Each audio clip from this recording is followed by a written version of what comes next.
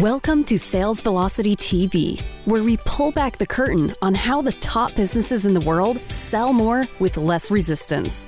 Bringing over 50 plus years of combined sales experience and over 100 million in revenue generated, please welcome the hosts of Sales Velocity TV and two incredibly entertaining gentlemen, Andrew Cass and Aaron Parkinson.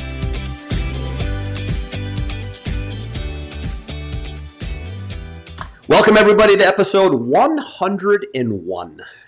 If you missed episode 100 last week, we're turning the corner and we're on the road to 200, my friend. How are you? Well, first off, I want to put an official complaint in that. Wait, huh? What? The girl who does our intros says over $100 million generated. Okay, first off, I was thinking the same thing. Do I hear misinformation? I've done over $1 billion myself between my own companies and my clients. You have done, I don't know, 400, 300. I don't know the number that you've done, but we're getting badly undersold at 100. I feel like this is a really vivid case of misinformation. It is and you and I do not like misinformation. We don't like it. No, we don't. We don't like being called misinformation. We don't like the misinformation freight train, and I'm really not happy with the misinformation introduction. Folks, this is going to be fixed and valid and fact-checked across the board, I promise you. Now, is anybody going to be canceled over this? That's all I don't know. See, that's kind of, no, because I value free speech and open communication and disagreement. So we won't cancel anyone over this because we don't operate like communists, but we will address the issue and we will have an open debate about it because that's how a democracy works, folks. Weird. I guess we had to go off on a political spiel since it's election week here in the U.S. at the time of this recording. And well, I kind of feel like we need to set the tone for this call because we haven't done a sales prevention department by the way, call in a while, True. Which is one of our favorite ones to do.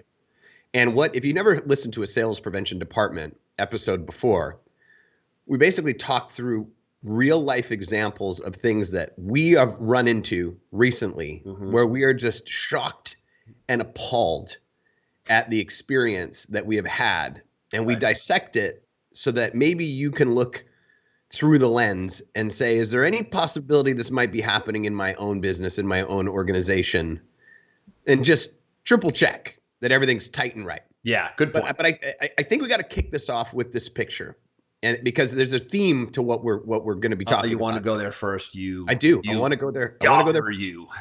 So real quick though, Aaron, just to preface, the sales prevention department, if you look at like our episode portfolio at salesvelocitytv.com, you will see the sales prevention department happen about every 1 to 2 months. So don't be like, oh, it's a repeat, it's a recast or whatever. We do this themed episode, like I said, about every 1 to 2 months, and it's fun, and it's basically us identifying companies or organizations that literally are so bad they prevent sales, and it's so instructive because the holes that you may not see and the holes that you have the ability to plug will make such a difference in your outcome. And I wanted to just make sure for those that are maybe chiming in for the first time, listening for the first time, this is a regular themed show and it's a lot of fun and we will come back to it. It will be a different theme every time, not the same content. We have 2 examples today, which are like home remodeling company examples, Aaron, I think today, right? So kind of a fun, but yes. So the point of today though is, let me preface the picture I want to show, Aaron. Okay. It's, to me, and you tell me what you think, it's the lack of thoroughness, the lack of thought, the lack of pride, the lack of dignity, and just the lack of overall, I don't know. Professionalism. Looseness. Professionalism. Let's try to find all the words. These are the things we see lacking so much, not only in the sales world today, but I feel like it's spilled so much into culture today. Yeah. And here in America, you're in the Cayman Islands, I'm in America. I mean, there's just 2 different Americas unfolding right now. And you could argue, is that by design or is that by default? Or is that just because of what we're talking about here today, which is just really the lack of pride. And I believe how you show up for anything is how you show up for everything. Well, let's repeat that because the fact that you said that before the show when we were talking was funny because I say the same thing to my kids every single day. When they are sloppy, when they're disorganized, when they're just not showing up with the right stuff, I say to them, how you do one thing is how you do everything. And you said that exact quote right before we started this show. So look at this picture that you're going to share right now. Okay. And keep in mind, it's always nice to be Canadian and live in the Cayman Islands, because then nobody accuses me of being biased or something along those lines, because I'm not American. I don't get involved in American politics. But let's look at this picture for a second. Ever hear the saying, a picture says 1,000 words? Right. Have you got, is it up? Okay, here we go. So for those people who are listening to our podcast, you can't see the picture.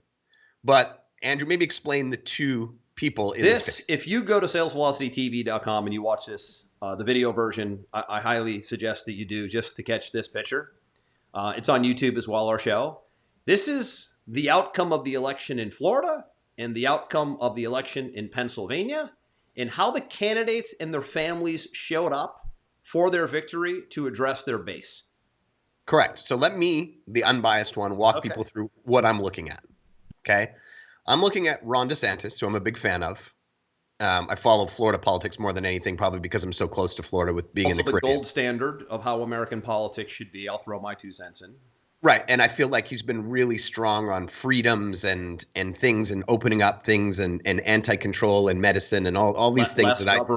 Less government, right? Yep. So he's walking on a stage right now. He's got a blue, fit, beautiful suit, tie, shirt. He's got 3 kids hand in hand, 2 little girls in beautiful dresses, little son, maybe 6, in a suit as well. Wife looks like she's literally showing up for the Miss America pageant. Beautiful. She's sharp as a tack too. Yeah. Gold dress, hair's done, $1 million.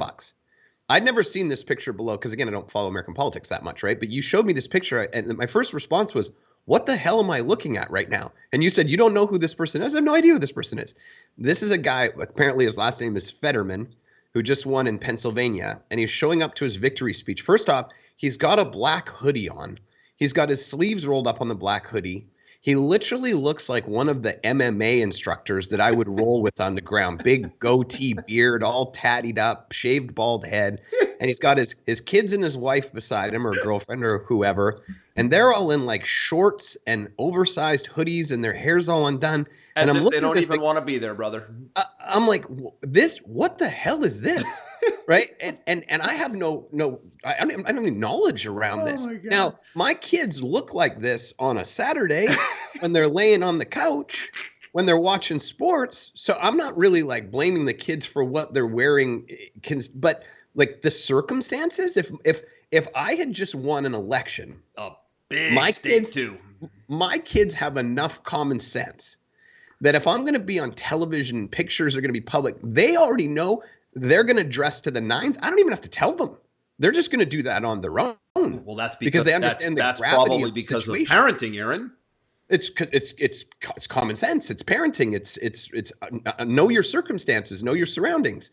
I'm certainly, as the candidate that just won, I'm showing up dressed to the nines again, because I want to set the expectation with the people that I'm working for, that I'm here to work. And the work uniform of a politician is somebody that's wearing a suit, looking professional, coming to play the game to win. And this guy looks, this guy literally looks like he's headed to the gym. It's an absolute embarrassment to America. And listen, if this is your brand, I get it. Like, you're trying to play the Zuckerberg, Steve Jobs did this. They had uniforms, by the way. If you study leaders and influential players, by the way, they have uniforms. Steve Jobs had a uniform. Zuckerberg has a uniform. Bill Belichick for the Patriots has a uniform. But those guys are in sports and business. Politics, when you're representing a state, there's a certain level of class and elegance that I think you need to step up to. Now, maybe you don't need to wear a suit and a tie. Maybe things are a little more lax today. Maybe suit, no tie. Not this relaxed. Aaron, maybe a collared. You don't have to wear a collared shirt. Not this relaxed, brother. But at some point, the pride of presentation matters. And I think the big focal point for us today is we're going to talk about, does this slop spill into your sales presentation? And it is lack of pride in presentation. How you show up Everybody makes judgments on how you look. You can pretend it's not happening if you want to, but but human nature, we make a judgment based on how you appear. Right now, if you're watching the show for the first time, you've judged me and Aaron in the first 10 seconds on how we appear. We appear very casual on our show, but I promise you, if we took a stage at a business event, certainly in politics, I would probably be in a suit, no tie at an event, but Yep. But in running for office, which it looks like I probably might do in the next year or two, I will probably be more like a Ron DeSantis suit and tie, really a good presentation of how I'd want to represent my state or my area or my district, right? There's no rules in saying this, but there's just certain things you know to do. Well, and I want to address what you said there about like Zuckerberg and Steve Jobs. Okay, first and foremost, they were the owners. Okay, they're the owners. They can dress however they want, right? Maybe it's going to be beneficial to them the way they're dressed. Maybe it's not, but that's a choice. As a politician, you are not the owner. You are the representative of the people who voted you in. Work for the people. You work for the people, which I think has somehow got confused along the way that somehow we work for them, not they work for us, right? The uniform of showing up working for the people is looking classy. I was dumbfounded when you showed me this picture this morning. So let's carry this into everything else, and I'm gonna kick it off with my example from the sales prevention department this week. So I have a pool maintenance company. The same pool maintenance company built an extension on my pool. If you listen back a year ago, I actually talked about the debacle with this company. Still right? going, huh? Still going. So about 2 months ago, they just stopped showing up. Now, we looked at alternatives right away, and the alternatives were 3 times more expensive. So I was trying to give them a little bit more rope. Where are you? Why are you not showing up? Why are the 3 lights that were supposed to be installed a year ago when you built my pool still not in? Complaints about supply chain issues. And then the guy starts going off. We haven't been able to find Dan. Dan's been MIA for the last 3 weeks. We think he has an alcohol problem. One of my guys is on vacation right now, blah, blah, blah. And I'm listening to this, and I just said to him, let's just stop. I pay you for a service. My expectation is simple, that you show up, you do the service to the level that you're quoting me for, and you do it on time. That's all I require from you. I don't care about what's going on with your staff. I am empathetic to your situation because I have my own business and those things happen. But as your customer, this is not information that you should be sharing with me. All I want to hear is, I'm sorry, sir. I will take care of it. Here's when it will be done by, and here's what's going to happen so it never happens again. That's all I want to hear. I don't care. Outcome conversations, right, Aaron? What's that? Outcome on conversations. Outcome. Recognize it in solution-based conversations, not present day drama excuse. There's a difference. Right. Absolutely. And this happens in businesses all the time. They go, you ordered a refrigerator and we said we'd have it in a month, but supply chain issues, it's going to be 6 months, blah, blah, blah, blah. I understand there's supply chain issues, but guess what? I don't care. And the moment that you just tell me that, I'm going to start looking for solutions. I'm going to start looking for them myself online. I'm going to see if I can order it myself. I'm going to start calling your competitors. And guess what? The first person that says, yeah, it's an issue, here's how we've resolved it, you're dead to me. I'm going with that person. So here's what happens yesterday, Andrew. I finally break. I go, I'm calling somebody else. And you're a patient guy. So I'm really a patient guy. I try to give people the benefit of the doubt. So I called this new company. They come in yesterday. Guy shows up, collared shirt, on time. I can see him talking to my wife. Ready to go. He walks into our pump house, the new pump house that this other company built. He goes, first off, it's a disaster in here. Everything they put in, nothing's labeled. You don't know how to turn on the fountains, how to turn on the lights, how to turn things off. My own team would come in here and go, we don't know what to do because nothing's labeled, which is amateur hour. He said, secondly, your filtration system has been unplugged. Why has it been unplugged, I say? He said, because the filter system that they put in, they installed backwards. And rather than trying to figure out why it wasn't working, which it's because it's installed backwards, they just unplugged it and they've just been throwing chemicals into your pool manually with their hands whenever they show up. He said, I will come in here. I will bring my team. We will reorganize everything. We will fix the filtration system. We will do this. We will do this. It will cost you $1,000. We will come within 1 week and we'll have it taken care of. And we will charge you the same amount in monthly maintenance as the other guys are charging you. I was literally halfway in my door back to my office. I heard this to my wife. I turned around and I said, sold. You start next week. You know what I love, Aaron? I love the conviction. I'm so baffled. Do you, like, Andrew, think about this for a second. We're paying them $250 a month, okay? It is very difficult to get people on a subscription maintenance model. You and I both know this. We own a software company. Yet critical to do if you can do it. If you can do it, you should do it because it gives you that stability and that peace of mind in running your business. But it's very difficult to get people on and keep people on. I always try to say this to people in an example they would understand. If I put $100,000 into the stock market, into index funds, and let's just say it returns on average 6% a year. I know right now it's in a dip, but if you look over 100 years, let's just say it's 6% a year. Okay, 6% of $100,000 is $600 is $6,000 a year, which is roughly around $500 a month. If you're getting $500 a month from me in subscription, that's the equivalent of having $100,000 in the market. That's the math behind this. So these guys have got this with me and however many other clients they have, and they're impossible to get to show up and just do the bare minimum properly. And I'm sure they're losing clients left and right. It loops back to the lack of pride thing. I mean, this is your business. That's the state of Pennsylvania. This is the business driving your revenue that feeds your family. Yeah. How you show up for anything is how you show up for everything. Yeah. That's a business driven on referral. While we were prepping for this call, I had a client reach out and say, I'm a little concerned about a couple of things. Before we even turned this on, I said, I understand your concerns. I know how to deal with it. Let's set a meeting Tuesday. Let's review your finances. We'll have a plan in place by the end of the day. Go take the weekend off and have a breather. Did I wait until Monday to let this guy stew on this for the weekend? No. I said, I got it. We'll take care of it. Don't worry about it. While we were prepping for the call, he got a response back from me in 8 minutes.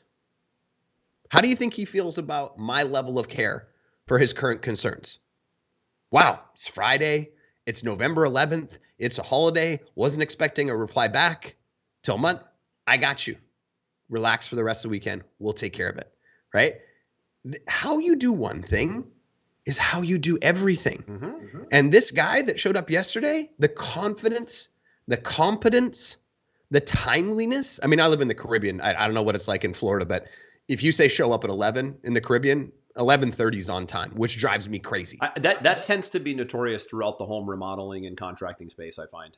This guy, 5 minutes ahead of time, he showed up. That first impression. First impression. How was he? I think you mentioned dressed in nice. Fairness, he's a pool guy. Yeah, right. I'm not expecting a guy to be in a suit, of course. He showed up in shorts. He showed up in work boots. He had a polo shirt on. Yeah, but that's representative of the industry, I think. It's representative of the industry, but he was well-spoken. He smiled. He shook our hands. He explained everything. He told us what we need to do. And then here was the thing that was the final kicker for me, Andrew.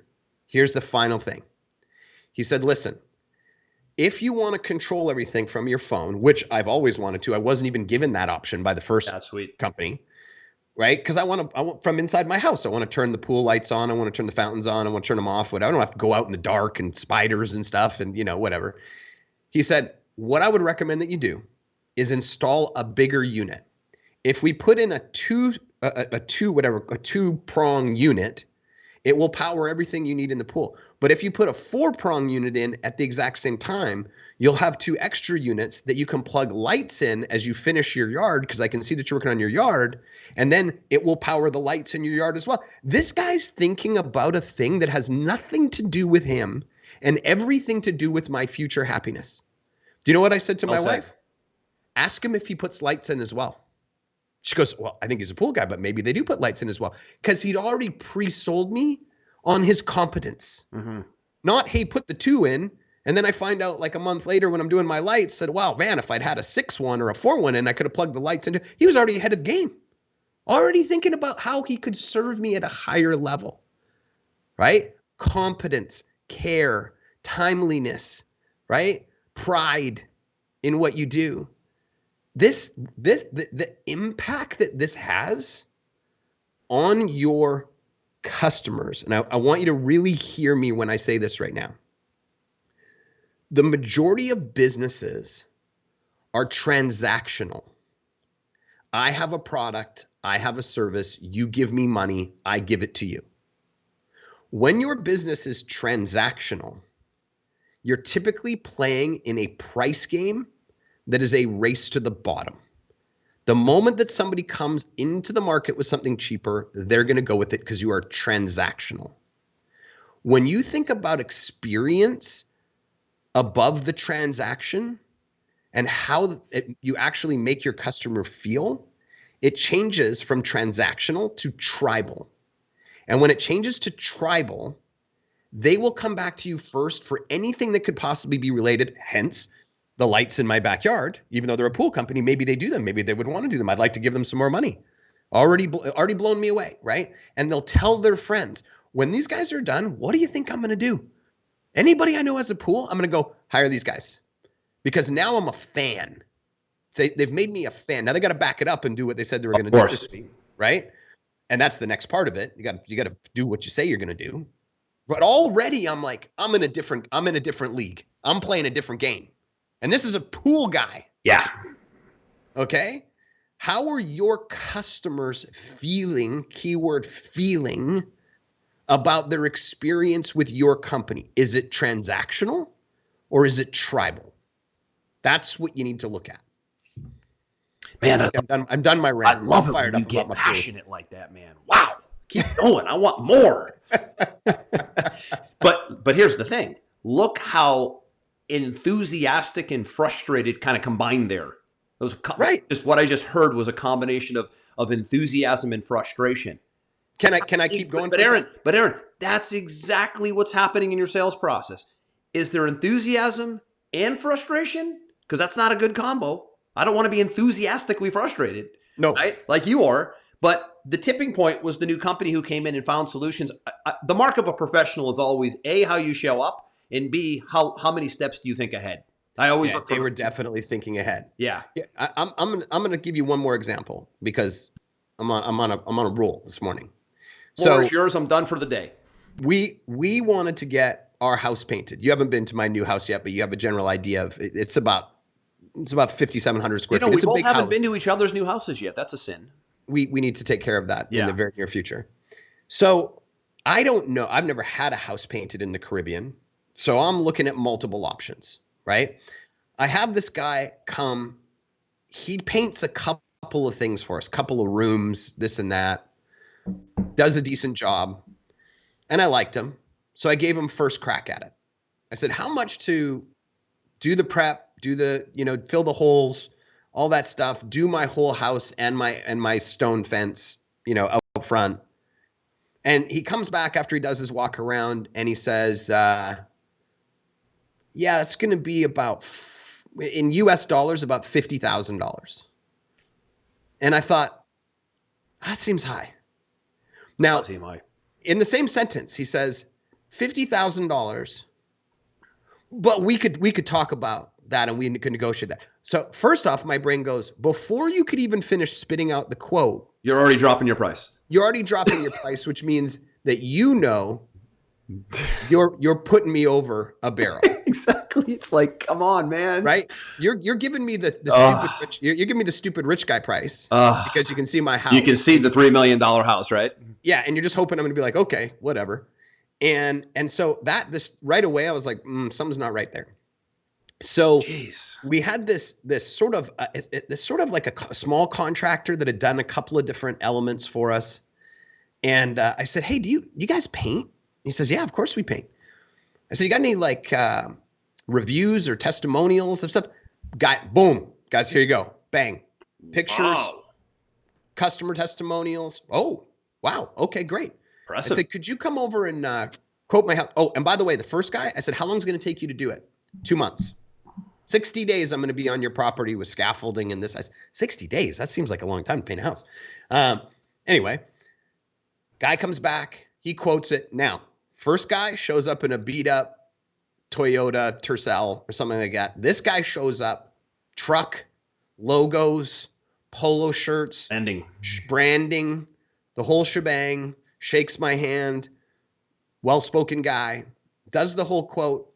He says, we can do it for $24,000 and it will be done in 14 days. $50,000, man, 60 days, showing up looking like a schlub. 2 weeks, 24,000. Not even in the same ballpark. Not even in the same. Almost so different that I was worried. Good thing you got a second opinion. Oh my goodness, yeah. So now here's where it gets even better. This guy shows up day one, 7 a.m. on time. Now, typically in the painting world, you might have 2 guys working on the project, right? He shows up with scaffolding and a team of 5. The team of 5 is on my property every single day, including weekends, done in and out, 2 weeks. Beautiful job. How many more jobs have I given this guy since then? 6. 6 more jobs on my properties since that day, and I've recommended them to a minimum of 15 other people who have also hired this guy. The first guy, I can't even remember his name. I've already forgot. He is dead to me. Just like the pool guy is now dead to me. This is what Mr. Wonderful says on the Shark Tank all the time, right? You're dead to me. For them, it was transactional. Yeah. I'm done. It's over. Yeah, really good points, man. Again, it just loops back to, if you're watching the show for the first time or you're listening, it just I think a lot of times we forget, right? We get unconscious and we just get into the day-to-day of the business and we just roll and we're in reactive mode and we get unconscious and we're not thinking about our actions, but all of these things matter so much. Look how much you noticed that he doesn't even notice. You're the customer. You noticed all the little holes, how you show up, how you dress, what kind of language you use. Do you give a price and then drop it? I'm referring to both your examples combined here, right? All of these little things. Now, I think candidly, you and I are in the sales and marketing, in consulting and communication space. So, and we understand the psychology behind it. So maybe we have a little bit of an edge. Do we know what to look for? I think there's some of that, but there's not a lot of that. We, even at a subconscious level, are going, man, this is how you show up. This is how you quote. This is how you pitch price. I mean, there's a method to the madness of pitching price, everybody, right? So whatever business you're in, whether it be the home remodeling business, whether you're a consultant, a coach, or you own a restaurant, the presentation of price, to your point about the 50K, but I can do better. The presentation of price is one of the most, if not the most important element of a sales process. And you can prevent a whole shit ton of sales when you have a poor price presentation, specifically when you present what I call price out of place. A lot of times you get price out of place. Somebody's quick to give price before giving value, and then the price gets distorted, and there's a way to present a higher price versus a lower price. These are just the way humans are wired to receive pricing. Nobody likes to receive pricing, so you have to present pricing in a way that people like to receive it. And they fail over and over and over again. Goes back to the Fetterman thing. How are you showing up to now sell the public on how you're going to run the state? I don't care if that's your brand. I don't care if that's your style. You look like a mess. Honestly, when I look at that, I think, what are the jobs that I would be okay with that guy doing for me? Probably something in my yard, the way he's dressed. But even looking at him, it's still a stretch. Yeah, it's a big stretch. And again, you always there's a saying, and I get it. Like Aaron and I you follow us for a while. This is show 101. We've been around for a while doing this. We're independent guys. We try to see the right and the left side of things, and we tend to end up in the middle. But people are judging you on how you appear and how you show up. It really does matter. I know that they say you can't judge a book by its cover. I recognize all that. And that's true. I recognize all that. But you're putting yourself in a negative position before you get started. Why do you want to start from less than 0 when you can start at 0? That's the point. Exactly. Right? Why would you have to overcome the biases? We got enough to deal with. We're getting judged up and down in 10 ways till Sunday already. Why give someone more ammunition? Why start from less than 0 in your sales process? Rig the deck in your favor. How do you Absolutely. appear? How do you sound? How do you show up? Because how you do everything is how you do anything. I mean, coming out of the gates with a hoodie in politics just blows me away. But anyways, back to your point. It's the same thing though. It's such an instructive analogy here. It's the same thing on how you may show up in your sales process, right? How do you show up online? By the way, this isn't, we're focusing really in person today, which is interesting. But think about Zoom. Think about webinars, man. Aaron. Think about the stage, right? Everything is media. Every way we show up is media. How do we show up in the mail? How do we show up on stage? How do we show up on a Zoom? I was doing interviews, Aaron. If you heard our show last week, we've been building a sales team for the other company that we own.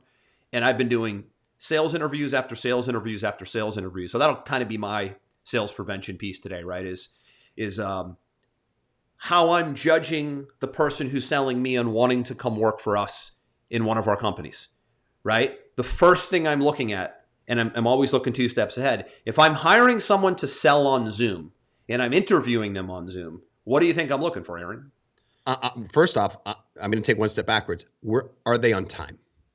That's the first thing I'm looking for. It's all there, man. Yeah, agreed. Number 2, how are you dressed and what is your background like? Do you look like you're Zooming me from your mom's basement? Because if you are, this conversation is over. Fetterman's basement? Based on that picture, I don't even want to go in Fetterman's basement. No, I wouldn't want to go there. But because I'm thinking about it through the eyes of the prospect. I'm saying, what's their first impression of you going to be when they look at you? Because that's what you're seeing. Yep. I have to assume you're putting on your best performance for me if you want a job. Sure. This is the best it's going to get. Yeah. Yeah. Agreed. So what am I looking at? I'm looking at, you're coming to meet me on a Zoom. It's like you and I on a Zoom right now. You're coming to meet me on a Zoom.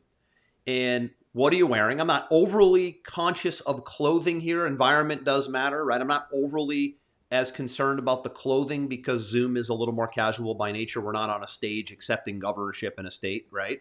I'm looking at punctuality, like you just said, absolutely critical. I was so impressed with the punctuality. People are waiting in my Zoom room 5 minutes before I'm coming in. Boom, strike one in your favor, right? And then I'm looking at, what is your demeanor? Your demeanor right off the bat is everything, right? Because that first impression, no matter what you think, you're getting judged, good or bad, within 5 seconds. So appearance matters. First impressions matter. The old cliche, you never get a second chance to make a first impression, matters. So you got to fight to make a great first impression today because you might not get a second. You certainly won't get a third. And it's really tough to get and keep attention today, more so than ever before, due to all the distractions that we have. So it's a really critical piece. Punctuality, your demeanor, how you show up. And then of course, the biggie is how do you sound? How do you communicate, right? So if I were doing a training, Aaron, which I've done quite a bit of, I'd be looking at the big 3: punctuality, appearance, communication. Are you articulate, sharp, charismatic, friendly? Can you communicate? Do you have a good sound? Do you sound inviting? There's so many little intricacies. Are you engaging? Yeah, there's so many little intricacies. Personality and sense of humor are everything in selling. There's a couple people I met with that, because the dryness of the person, great people, nice, gentle people, but if you don't have the charisma of being able to laugh at yourself, make a joke, connect something to public event, to current events, right? To be able to be aware of what's going on around you and be able to have a conversation and be able to trail off and make it sound like you're having a conversation at your dinner table. Those are the best salespeople in the world. They're just likable. They're great communicators. They don't sound like, we always joke, Aaron, you and I, if anybody knows you and I really well from over the years, we've been on many, many, many stages, you will not see one difference between me and Aaron on a stage, on a Zoom, on the Sales Velocity TV show, on a phone call, or sitting at a table at dinner in a restaurant. It's the exact same personality. That's what we're looking for. That's called authenticity. That's realness. That's the ability to just be you in all walks of life. You could say now, well, he's just being him with the hoodie. And Belichick is just being Belichick with his thing. And Zuckerberg is just being Zuckerberg with his thing. But there are exceptions to the rule. There are certain times where you need to rise above it. And you don't get to just be you, because sometimes that gets looked at as laziness too. And that's, I think, going on with the other scenario. I'm curious to know, when the Patriots won the Super Bowl, they often invite Super Bowl winners to the White House. Did Belichick ever go to the White House? He absolutely did. Did he wear a hoodie? No, he did not. He wore a suit and tie. Great point. There's my point. There's your point. Right there. Really good point. I'm glad you brought that up. Every single player, they wear pads and helmets. They all wore a suit. Belichick wore the suit to the White House. I know for a fact he did. So there is a time and a place. And I'm glad you brought that up. That's a great example. Because that's social awareness. And one of the things that the Patriots were great at was do everything at the highest level possible and everybody just do your job and do things right. That's why they were so successful. That was the culture. He was smart enough to know that it's not funny and it's not cool to wear his well-known hoodie to the White House because it's not socially appropriate. Do it right. Do it proper. That's why he did it. I think he would have busted his image if he actually showed up in his normal gear. In my mind, he would have looked like an idiot. He would have looked like a slob. He would have looked it's disrespectful. Disrespectful. It's very disrespectful. I don't care what anybody says. It's disrespectful. So, yeah, I mean, this stuff matters. This is, again, looping back to the topic of the day. Sales prevention. We, you, me, us as business owners, we are all preventing sales every single day in some way, shape, or form. Even us running a show that's very successful in the sales and marketing category, we make mistakes too. We have to consciously be aware every single day. God, man, how did we let that happen? That hole, that what was that sales prevention thing we did? And the awareness to it is key. And the awareness to everything is key, right? When you have situational awareness, you can fix things fast and find solutions. Those guys you mentioned, Aaron, with the pools and all that, they just don't have any situational awareness. Like, why would you talk about your employee who didn't show up last week or supply chain? And here's what's going to happen. You don't have situational awareness. Nobody cares. And here's what's going to happen with that. When that business goes under. Here's what's going to happen. When, keyword when, that business goes under, who's that owner going to blame? Somebody.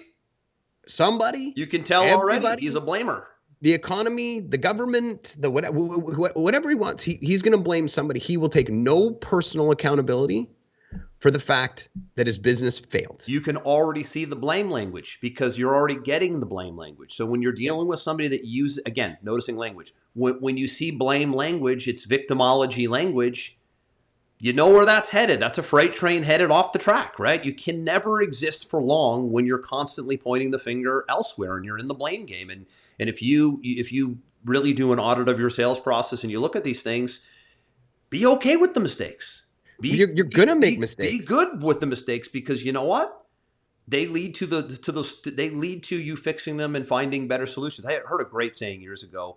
Okay. How was this phrased? I always want to try to phrase it the way I heard it, of course.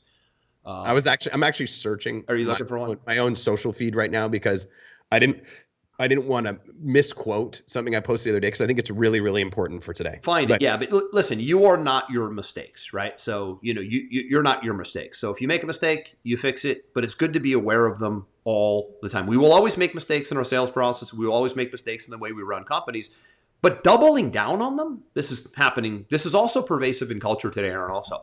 Doubling down on what doesn't work. I'm seeing this at the highest level today, mainly from the current administration, just doubling down on what doesn't work. I mean, that's like that. I mean, is that narcissist? Is that stupidity? Is that ignorance? Is that delusional? Is it all of it? Delusional? It's incompetence. Because here's the deal. Delusional. If you remember, I love the Belichick examples. I'm a big Patriots fan, as you know, born and raised in Boston. Love the culture of the Patriots. Always have, always will. Remember when they were losing 28-3 in the Super Bowl against the Atlanta Falcons, Aaron, and they won the game something like 32-28? Do you think Bill Belichick at halftime, down 20 whatever to 3, do you think he said, you know what, guys, let's just keep up the good work and just keep working hard and pounding the same game plan? No. The whole game plan got changed. He didn't double down on what didn't work. He completely resurrected the game plan, shifted, pivoted, called multiple audibles, and they came out as a different team because he didn't double down on what didn't work. That's what he was notorious for. Yes. Is whatever happened in the first half against the Patriots, you better believe the second half is going to look different because he took accountability. He said, it's my job as the coach to analyze the situation. And he always came out with a completely different game plan in the second half. Yep. And often torched the competition, even if it was close in the first half. You were in no way confident of a Patriots team in a big lead at half. There's Never. no team over the years that felt good in any way, shape. In fact, they even got a little scared being down 20 points. After that, we got a nice lead over the Patriots, but man, why does it not feel good? Here's the quote that I was looking up. It's funny because I can't remember my own quote. I posted this the other day. Wherever you start from doesn't define where you will finish. It's a process. And I was talking about my company at the time, we didn't start off great. We did our best to be great, of course, but we learned through experience how to do better. The key is to get started and always be asking yourself, how do we improve this experience? And then actually implement it, of course. No one starts off perfect. Don't beat yourself up. Just ask yourself, how can we get 1% better each day? And it was a reflection that I had on a screenshot I was sent from one of my team who said, hey, we just got off with a brand new client who has worked with 4 agencies over the last 3 years. And he mentioned over and over how impressed he was with 7 Mile. The processes, the structures of how we do things, the communication, and the availability of the team. He is beyond wowed. And in his own words, you're in a completely different class of agency. Victory. Yeah. But that's the winning testimonial right there. Right, absolutely. But what I wanted to point out when I put this screenshot up is I didn't want to put up and be like, look at how amazing we are. Much like this show, I wanted to be transparent. We started off trying to play at that level, but it's almost impossible to be great on day one, which is why we do this show, to help you sidestep the landmines, to help leverage our experience, to help leverage stories like we're telling today, so you can look at your business and say, how do I make it 1% better each day? Because 1% better each day is a big freaking number by the end of the year, right, or 2 years or 3 years. Did we get those kind of testimonials the first year we launched? No, we sure did not, because we didn't know what we didn't know. But we learned from our mistakes, and now this guy isn't even started. He's in onboarding. He's in first impression mode. He's in first impression mode, and he's like, you're in a different class. That's the impression that I want to give. The impression you just gave was the suit and tie and the elegance, not the slop and carefree play. That's what you did. That was the DeSantis Fetterman difference right there. 100%. Because you just said he didn't even start yet, so it was all about your appearance. It was all about onboarding. He's just in the onboarding process. That's appearance. How are they appearing in getting me moving as a client, right? Exactly. Good example. And the reality is that if I didn't have that, you got to remember, when people are buying from you, there's always this voice in the back of their head of like, did I make the right choice? Absolutely. Buyer's remorse, baby. Buyer's remorse. And so when you come out of the gates and it's not very smooth and they're not feeling that love, that voice gets louder and louder and louder. No doubt about it. When you over deliver and give them beyond what they even expected, that voice goes away. And then guess what happens? They just mold themselves right into your situation and take the direction wherever you want to. Much like the guy who showed up here today, the pool guy yesterday. Hey, I don't think you should spend $1,000 on this new system to control everything. I think you should spend $2,000 so that you've got more space to put lights in, which I'll probably now pay him to do. Mm-hmm. I was like, sold, right? Because he'd already brought me in and over delivered it. You want more of my money? Take my money. Right? Yep. Completely different scenario. Agreed. I've been ranting today. No, it's good. That's why we have a show. I mean, that's why you should have a show too, if you're in sales or if you have a business that you own. And we need to vent. And venting on a podcast is really a good thing to do, especially when it's instructive venting. That's the point of having a show. We instructively vent when it comes to sales and marketing and business ownership and entrepreneurship and autonomy and, you know, all these things we love to talk about. But the sales prevention stuff is always really fun because we're always looking for ways to improve. We're always looking to why you watch the show or listen to the show. We're always looking for ways to improve. We always want to make more money and make more sales, but very few look at the holes. Very few look at how do I avoid mistakes.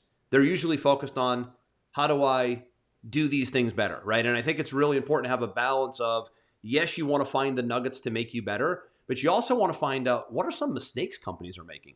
Like listening to today, like, wow, look at all the mistakes. I was never looking at my company from a mistake perspective. I was looking at it from an improvement perspective.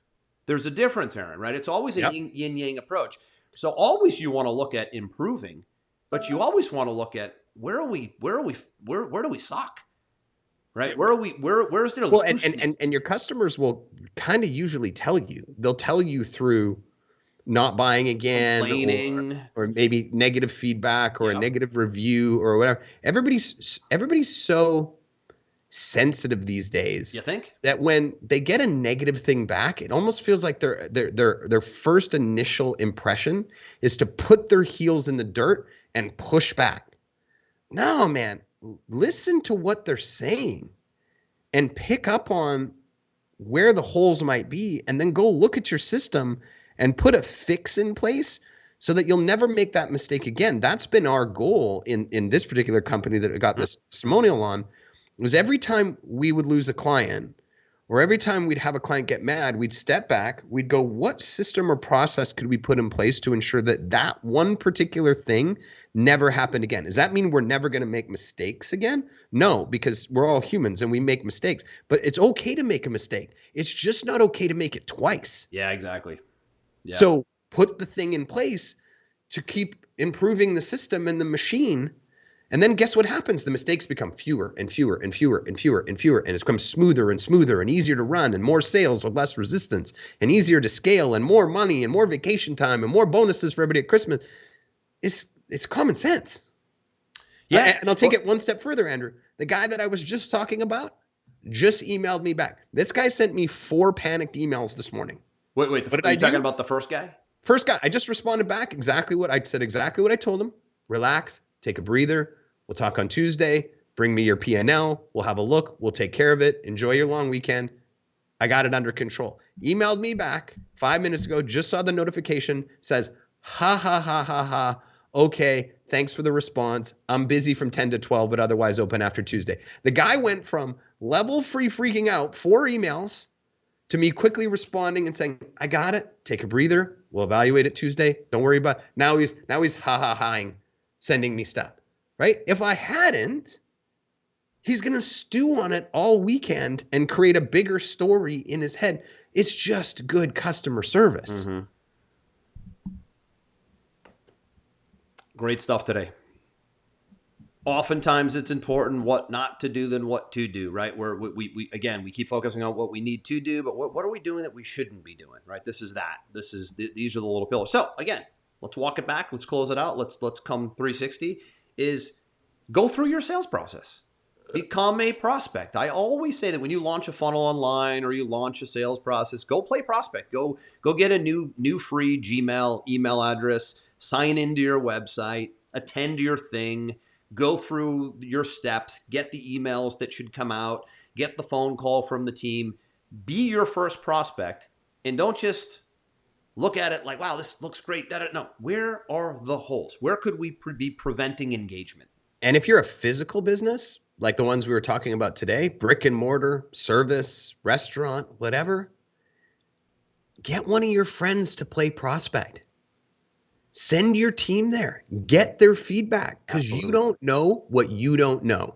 You know, there's companies, Aaron, out there that actually, I don't know what the term is for this. They're called mystery shoppers. Yeah, there's companies that you can hire that will actually, and they'll do it like, they don't just do it one-off. Like you'll hire them for a month, for example, and they'll just keep becoming customers and showing up, and they'll kind of come at you from all angles and give you all the sales prevention. You could do it on your own too. You could stage it. You could have someone do it. What amazing feedback. But here's the takeaway.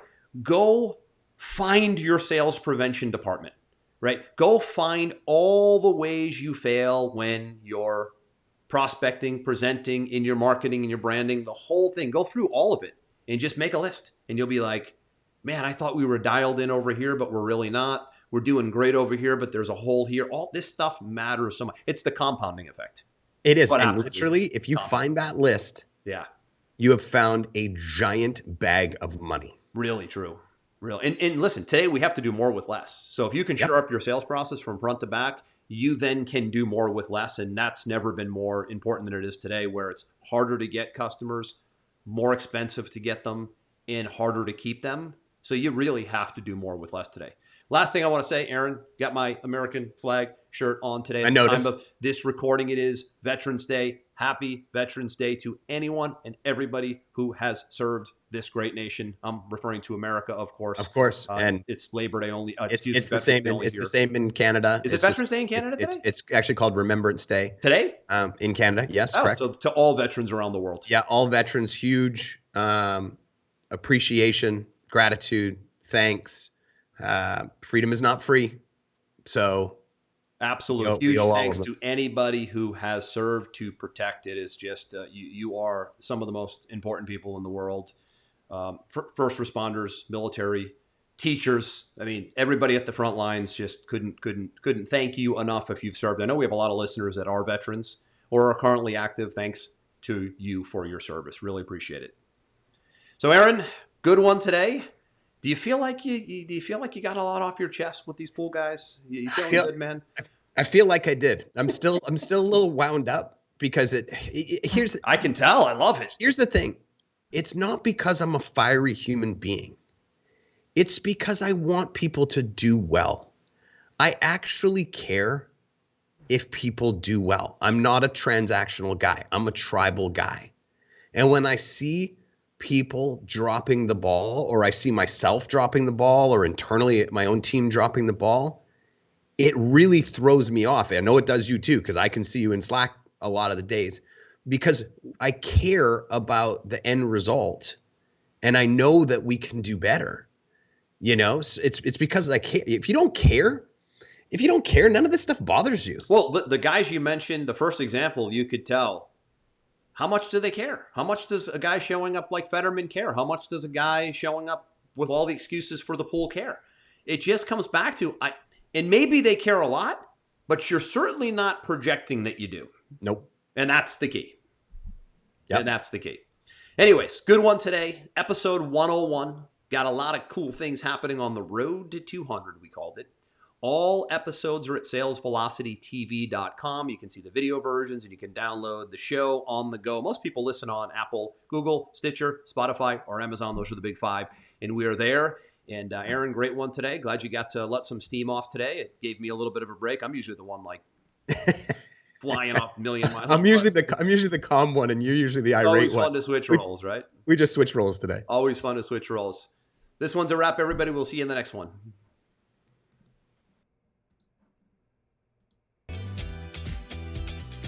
We hope you enjoyed this episode. Sales Velocity TV is powered by Pipeline Pro, the ultimate all-in-one sales pipeline management and marketing automation platform that makes all others obsolete. And we can prove it. Take a tour at gopipelinepro.com. See you on the next episode.